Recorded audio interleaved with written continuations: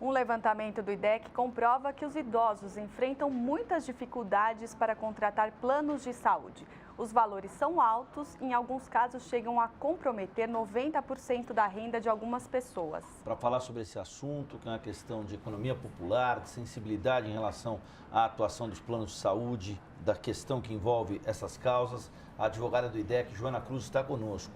Joana, boa tarde, é um prazer tê-la conosco. Como é que foi feito esse levantamento e a que conclusões vocês chegaram? Boa tarde.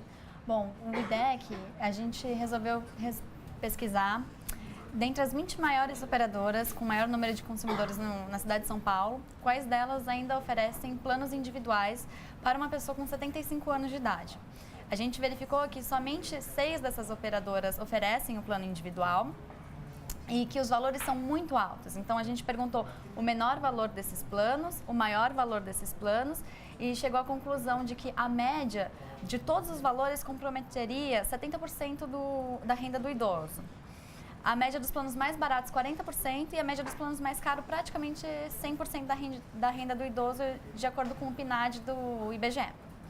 Então, fora isso, a gente verificou também muitas dificuldades na contratação. Então, colocam-se várias barreiras para o consumidor idoso entrar no plano. Então, a exigência de uma entrevista qualificada como condicionante para contratar o plano, isso deveria ser uma faculdade, mas é imposto como uma obrigação para o idoso.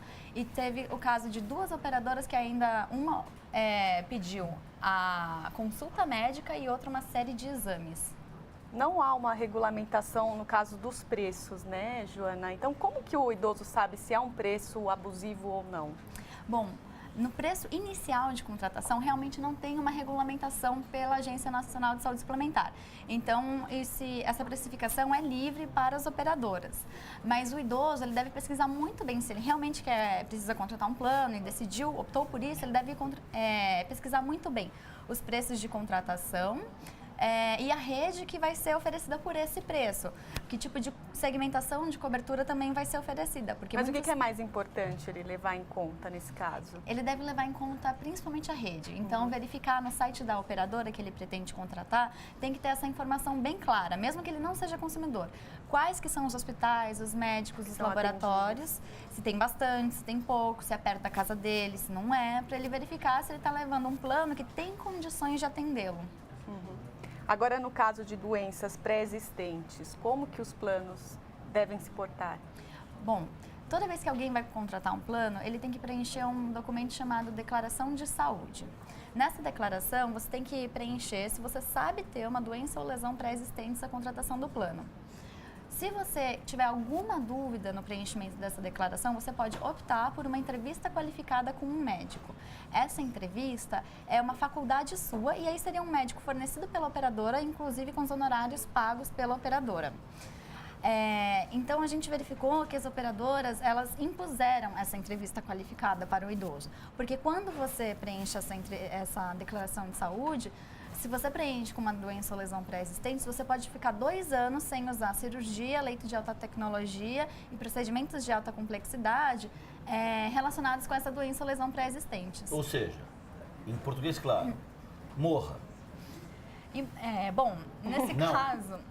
Não, porque o consumidor, ele pode portar carência e se ele precisar mesmo, a carência para procedimentos de urgência é 24 horas, de acordo com a lei de plano de saúde. Não, mas se o cara tem uma lesão pré-existente se ele tiver... e a operadora decide que não quer atendê-lo por conta dessa lesão pré-existente, nessa migração do plano, azar dele. Não, porque ele tem uma carência de 24 horas para urgência e emergência. Então, se for algum procedimento relacionado com essa doença ou lesão pré-existente, que seja risco de vida, de lesão irreparável, ele tem uma carência só de 24 horas da assinatura do contrato. Então, ele deve ser atendido. Seria essa carência de 2 anos, ela seria mais para um procedimento que não fosse de urgência e emergência relacionados à doença. Mas é possível afirmar que existe má-fé em algumas operadoras? Existe. O Código de Defesa do Consumidor, ele traz o princípio da boa-fé nas relações de consumo.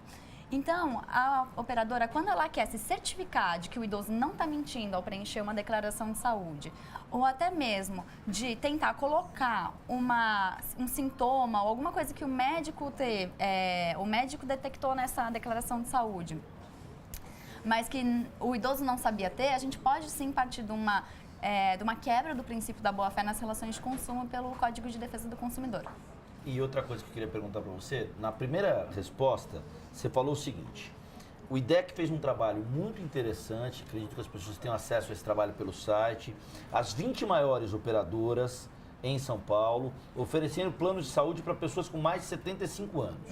O que vocês constataram é que, para comprar um desses planos, o pior deles, compromete-se 40% da renda da PNAD, a Pesquisa Nacional por Amostra do Domicílio, ou seja, no mínimo 40%? No mínimo 40% da maioria dos idosos. Tá. Isso contraria o que os educadores financeiros falam. Porque quando você vai comprar a casa própria, por exemplo, a recomendação é que a parcela da compra da casa própria não comprometa mais do que 30% do seu orçamento. Ou seja, o plano de saúde por si só acaba sendo um problema maior do que a compra da casa própria. Exatamente. A gente verifica que o modelo de assistência de saúde no Brasil, ele está caminhando para um colapso. Não tem uma saúde pública, uma saúde privada, ela não é sustentável. Quem vai conseguir colocar 70% da sua renda só para um plano de saúde? Então, realmente é uma hora do poder público rever esse modelo de saúde que a gente tem e o que está previsto na condição. Para finalizar, qual é a solução? Quem vai comprar isso tem que ter quais cuidados, qual a solução para se acautelar no fim da vida? Bom, ele tem que, então, verificar que tipo de cobertura vai ter nesse contrato, se vai ser só ambulatorial ou hospitalar. Então, ambulatorial é só exame e consulta. Hospitalar é só internação. Então, ele tem que ver se ele está levando tudo o que ele precisa, qual é a rede que é disponível para isso. Se vai ser um plano individual, ele vai ter um reajuste teto regulado pela ANS.